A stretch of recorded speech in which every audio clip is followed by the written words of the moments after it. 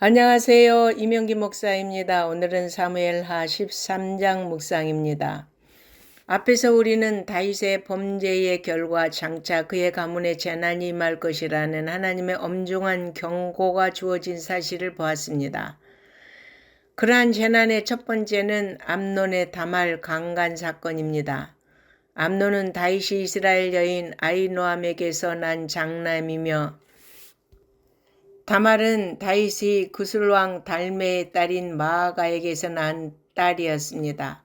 따라서 암논과 다말은 이복남매지간이었습니다. 그런데 암논이 다말을 짝사랑한 나머지 율법이 근친 상간을 금하는데도 불구하고 사촌 형제이자 친구였던 요나단의 간교한 술책을 쫓아 다말을 강간하고 말았습니다. 암논은 육체의 정욕을 이기지 못하고 다말을 범함으로써 왕자로서 가장 어리석은 자로 전락하고 말았습니다. 육체의 정욕을 따라 살아가는 자의 결과는 멸망입니다. 악한 행위로 정욕을 채운 후에 그것으로 만족하는 사람은 없습니다. 억지로 다말과 동침한 후에 암논은 극도로 다말을 미워하게 되었습니다. 그는 악한 행동 뒤에 다말을 내쫓았습니다. 금지 오겹으로 자랐던 다말은 머리에 죄를 뒤집어쓰고 슬퍼하며 채색 옷도 찢어버렸습니다. 손을 머리 위에 올리고 길을 가면서 소리 높여 울었습니다. 한편 다말로부터 사건의 전말을 듣게 된 친오라비 압살롬은 암논에 대하여 증오심이 불타올랐습니다.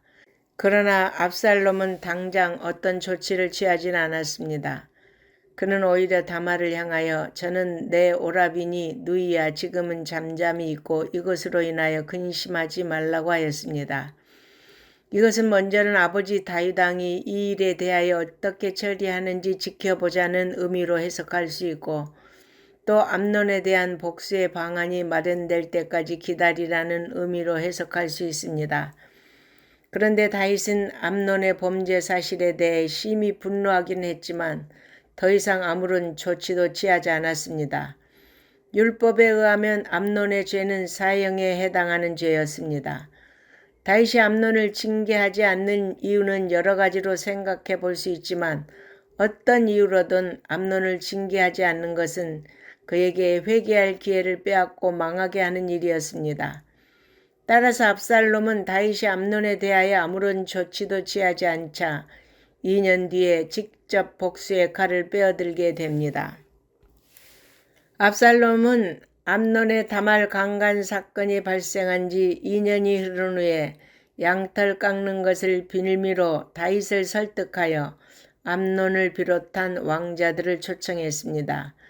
그리고 사환들을 시켜 암논을 살해하였습니다. 사실 압살롬의 암논 살해의 이 비극적 사건은 다윗이 그 죄의 불씨를 사전에 제거하지 못하였기 때문입니다. 그는 암논에 대하여 어떠한 조치도 취하지 않았습니다.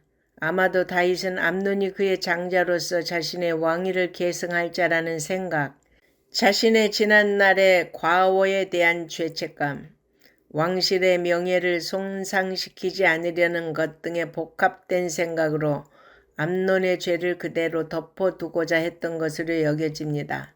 그러나 다윗의 이러한 우유부단한 태도가 압살롬을 크게 실망시켰고 비극을 불러왔습니다. 이는 다윗의 죄로 인해 그 집안의 칼이 영원토록 떠나지 아니하리라는 나단 선지자의 예언이 이루어진 것입니다. 압살롬은 암논을 죽임으로써 복수에 성공했습니다. 그러나 이스라엘을 떠나 그 술로 망명할 수밖에 없었습니다. 결국 다윗은 두 아들을 모두 잃게 된 것입니다. 하나님은 다윗에게 은혜를 베푸시며 기름 부어 이스라엘 왕으로 세워 주셨을 뿐만 아니라 많은 후손을 주셨습니다. 그러나 다윗은 자기 죄의 결과로 자녀들이 죽는 것을 봐야 했고 결국 그로 인해 왕국이 흔들리는 불행을 겪어야 했습니다. 죄는 우리가 가진 것들을 빼앗습니다. 그러므로 성도 여러분, 우리는 다윗의 삶을 거울 삼아 전심전력으로 죄와 싸우기를 바랍니다. 아멘.